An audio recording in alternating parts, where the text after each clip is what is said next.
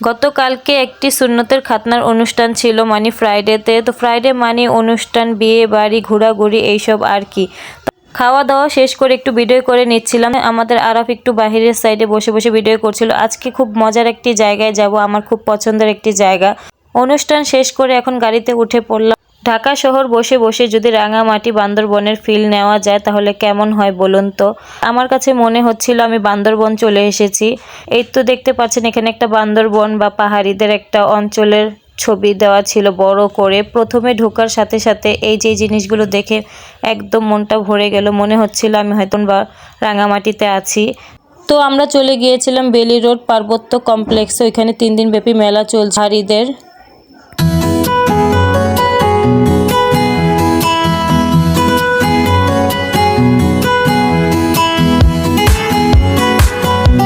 এটা ভিতরের সাইড, আমরা ভিতরের দিকে চলে আসলাম। এই যে দেখতে পাচ্ছেন কত সুন্দর করে সাজানো। এখানে সব পাহাড়িদের শাকসবজি, দেশি ফলমূল যা কিছু ছিল সব কিছু এখানে নিয়ে আসা হয়েছিল।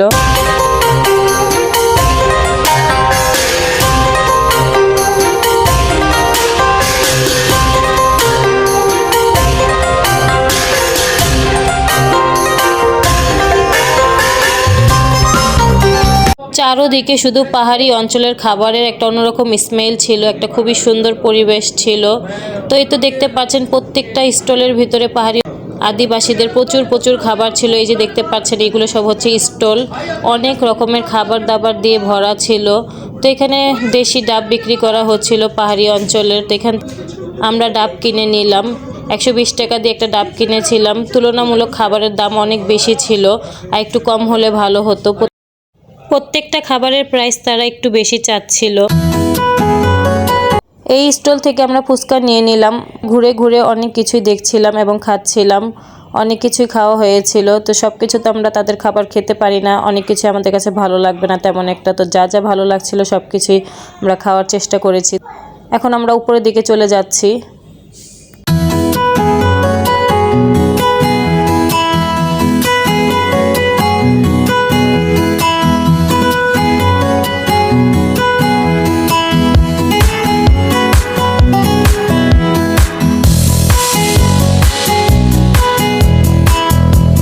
উপরের সাইডটা আরো বেশি সুন্দর ছিল।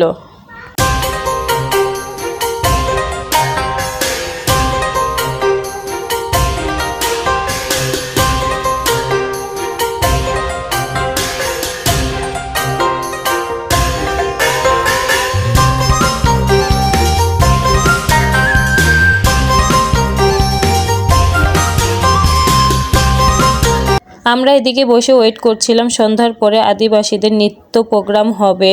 তো আমরা দেখার জন্য জায়গা নিয়ে নিয়েছিলাম, পরে অনেক ভিড় হয়ে যাবে, জায়গা পাবো না তাই। তো এই তো দেখতে দেখতে সন্ধ্যা হয়ে গেল। করে চাকমা, মারমা এবং ত্রিপুরা তঞ্চঙ্গা সম্প্রদায় ঘুরে বসেছি।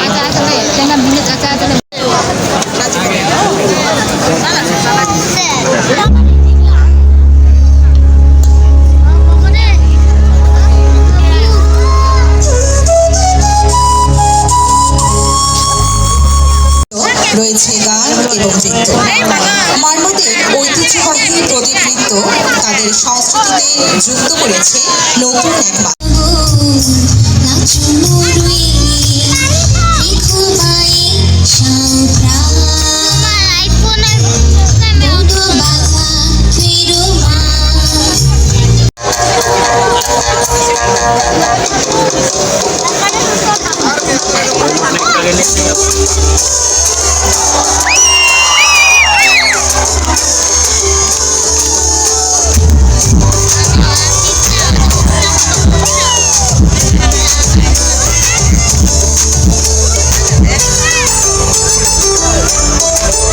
মেলা থেকে বের হয়ে আমরা ডিনার করার জন্য বেলি রোড চলে আসলাম। তো বেলি রোড এসে আরাফ একটা কাঁকড়া কিনে নিয়ে আসছিল মেলা থেকে। তো এটা খাচ্ছিল সে পরোটা দিয়ে।